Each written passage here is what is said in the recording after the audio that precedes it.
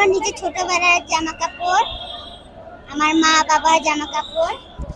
সেখানে আমার আমি ইন্সপায়ার্ড হয়েছি যে আমিও বলেছি যে আমি এখন টিএসসিতে যে আমি হচ্ছে বন্যার্থের জন্য হচ্ছে ডোনেশন দিব।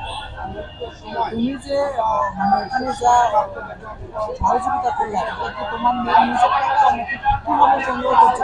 এটা আমার নিজের টাকা। আমি এই মাসে টিফিনের টাকা আমার বাবা মা আমাকে দিয়েছিল। আমি বলেছিলাম যে আমি আজকে এই মাসে আমি বাইরের টিফিন না খাই, কিন্তু যারা বন্যাতে ক্ষতিগ্রস্ত হচ্ছে তাদের জন্য আমি টাকা দিতে চাই। তোমার বন্ধুদের কি বলবা, তুমি যে এরকম টিফিনের টাকা বাঁচিয়ে বন্যার্থীদের সহযোগিতা তারাও তাদেরকে আমি আহ্বান দিব যে তারাও বন্যাতে যারা হচ্ছে ক্ষতিগ্রস্ত হচ্ছে তাদের জন্য এগিয়ে আসে। সকলে যদি বন্যার্থীদের পাশে এগিয়ে আসে আমাদের দেশটা কেমন হবে? ইনশাল্লাহ আমরা কয়েকদিনের ভিতরে এই দুর্যোগ থেকে আবার ফিরে আসতে পারবো ইনশাল্লাহ। এতে সাহায্য করে আমার ভালো লেগেছে। তাই তোমার কেমন লেগেছে? আমার ভালো লেগেছে। তুমি কিছু বলো তাদের সম্পর্কে। আমি সময় আবার আরেকটা হচ্ছে যে মানুষকে সাহায্য করার জন্য, এটা আমি বাসা থেকে ওদেরকে প্র্যাকটিস করাই।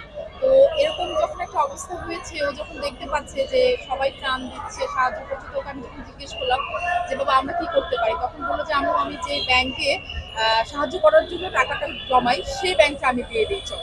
তখন আমি আসলে খুবই কি বলে আমার খুব ভালো লেগেছে যে ও নিজে থেকেই বলেছে এবং ও কাজটা করতে চেয়েছে। আর হচ্ছে কি যে এখন থেকেই যদি ওদেরকে আমরা এই ধরনের কাজে উদ্বুদ্ধ করি তাহলে কিন্তু ওরা আস্তে আস্তে আরো অনেক ভালো ভালো কাজে উদ্বুদ্ধ হবে। আজকে হয়তো ওর বয়স অনুযায়ী ও নিজের ব্যাংকটা দান করছে, বয়স যখন ও বাড়বে ও এরকম আরো অনেক ভালো কাজে নিজেকে যুক্ত করবে। আপনার ছেলের বয়স কত? ওর 9 বছর। এই 9 বছর বয়সে একটা মানুষ, ছোট বাচ্চা এরকম মন মানসিকতা কিভাবে নিচ্ছে? অবশ্যই ভালোভাবে নিচ্ছে, এবং শুধু আমি না, আমি আরো অনেককেই দেখেছি। আসলে এটা একটা বড় ব্যাপার যে আমার জিনিসটা অন্য কাউকে দেয়া, তাকে দান করা বা তাকে সেটা আমার অংশটার সাথে ওকে জড়ানো, এটা কিন্তু একটা বড় ব্যাপার। তো সেটাই বললাম যে যদি ও এখন ছোটবেলা থেকেই এটা শেখে যে আমাকেও আমার অংশ থেকে কাউকে কিছু দিতে হবে এবং বিপদে এগিয়ে আসতে হবে, এটা কিন্তু ইন ফিউচারে ও যখন বড় হবে এই অভ্যাসটা উন্নতি হয়ে যাবে। একটা জিনিস দেখা যায় যে ব্যবহারেই বংশের পরিচয়, অর্থাৎ পারিবারিক শিক্ষা না থাকলে 9 বছরের একটা বাচ্চার দিকে এমনটা হওয়ার কথা না। আমি যদি তার বাবার কথা চিন্তা করি, তার বাবা কি করে? ওর বাবা বিজনেস করে। বাবা কি আসলে ছেলেকে সময় দেয়? হ্যাঁ হ্যাঁ, অবশ্যই সময় দেয়, অবশ্যই। তার এই কাজটা কি তার বাবা জানে? হ্যাঁ, আসার সময় ও বলে এসেছে, ওর বাবাকেও বলে এসেছে। ওর বাবা ভেবেছে যে আমি এটা সহকারে আরো হয়তো অনেক কিছু নিয়ে আসবো, মানে জামা কাপড় যেটা আনার কথা। তো আমি জামা কাপড়টা আজকে আনিনি, আমি শুধু ওর এটাই ব্যাংকটাই নিয়ে এসেছি। জামা কাপড়টা যখন, কারণ ওটার প্রিপারেশনের ব্যাপার আছে, ওগুলো ওয়াশ করতে হবে আর অনেক কিছু ব্যাপার আছে, ওটা করছি আসতে, হয়তো কাল পরশু নিয়ে আসবো। বাট এটা আমি ওকে নিয়ে এসেছি যে ওকে আরো ইন্সপায়ার করার জন্য, ওকে দেখানোর জন্য যে আসলে এই যে শুধু আমরা করছি না এটা, বা ও দান করছে না, এখানে অনেকেই, দেশের অনেকেই দান করছে, দেশের সাথে যুক্ত হচ্ছে, এটা একটা বড় বিষয়। আমি সর্বশেষ জানতে চাই, একজন অভিভাবক হিসাবে আপনার বাচ্চার মতো অন্য বাচ্চাদের কোনো কিছু বলার আছে কিনা? হ্যাঁ, এই যে অবশ্যই বলার আছে যে আমরা আসলে ছোটবেলা থেকেই এসব ভালো কাজে যুক্ত হলে, যে কাউকে দান করা হোক বা দেশের কোনো কাজে হোক বা প্রতিবেশীর কোনো কাজে হোক, সেটা যে কেউই হতে পারে, তার সাথে যে কোনো ভালো কাজে যুক্ত হলে ছোটবেলা থেকেই এই অভ্যাসটা কিন্তু ভেতরে রয়ে যাবে। এই মানবিকতা বোধটা কিন্তু ওর কখনোই কেটে যাবে না। আমরা হয়তো থাকবো না অ্যাজ এ প্যারেন্ট ওর পাশে কখনো, কিন্তু ওর এই অভ্যাসটা কিন্তু ভেতরে থেকে যাবে। এটা একটা বড় লার্নিং আসলে আমি মনে করি পরিবার থেকে। আপনার পরিচয়টা দেন। আমি একজন এন্টারপ্রেনার। আমি ঢাকা ইউনিভার্সিটির স্টুডেন্ট ছিলাম। তো আসলে এটা আমার প্রাণের জায়গা, টিএসসি আমার প্রাণের জায়গা। এই তো, থ্যাংক ইউ। তাদের শুধু এই বিপ্লবের শুরু, এই শুরু থেকে আজকের যে বন্যার্থদের জন্য সাহায্য, আমি মনে করি প্রথম একটা রেজাল্ট যে সারা বাংলাদেশের মানুষ কিভাবে তাদের কথা সায় দেয়, কিভাবে তাদেরকে আজকে সে অনুপ্রাণিত হয়। আমরা মনে করি যে বাংলাদেশ যে বলে যে বাংলাদেশের পক্ষে কিছু সম্ভব না, আমি মনে করি এটা সম্পূর্ণ মিথ্যা। কারণ আমাদের দেশের মানুষ এতটাই অনুপ্রাণিত, এতটাই উচ্ছল, এতটাই আনন্দিত যে আমরা সব কিছুতে মনের আবেগ নিয়ে শুধু কাজ করি না, আমরা ব্যাগ বা মনের ইচ্ছায় অনিচ্ছায় সর্বস্তরের মানুষ এখানে হাজির হই।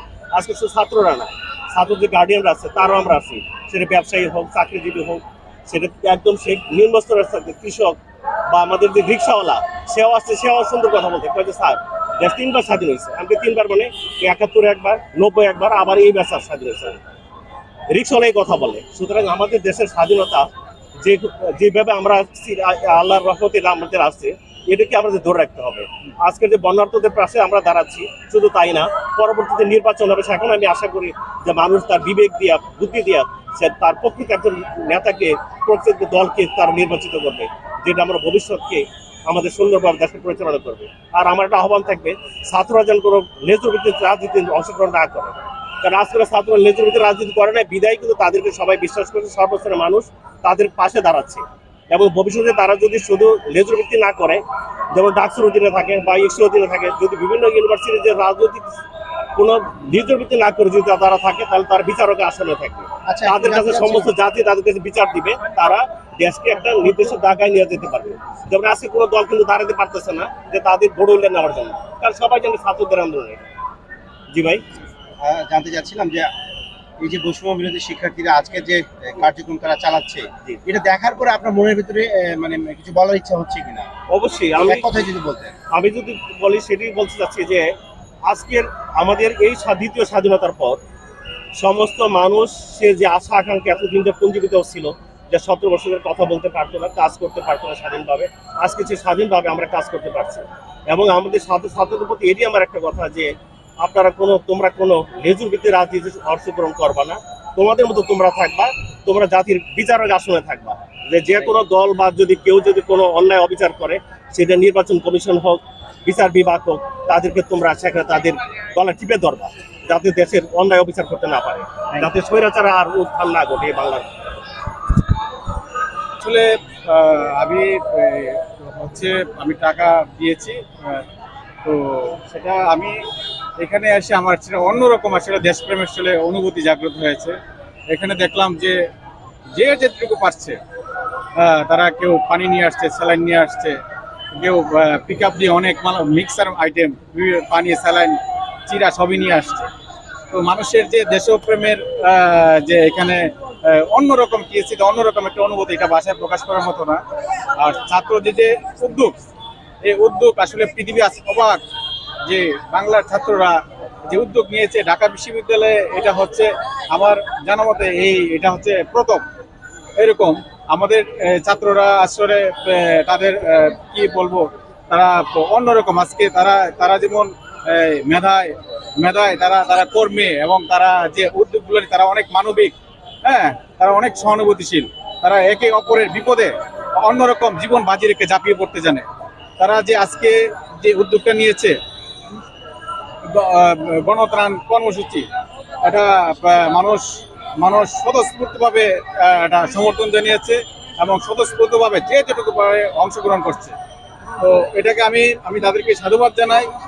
আমরা যারা সিনিয়র যারা আছেন, আমার মনে হয় তাদেরকে যদি একটু গাইডলাইন দিতে পারি, ঠিক তারা আমার দেশকে দুর্বার গতিতে এগিয়ে নিয়ে যাবে, তারুণ্যের গতিতে দেশ চলবে, অন্যরকম গতিতে আমার দেশ এগিয়ে যাবে।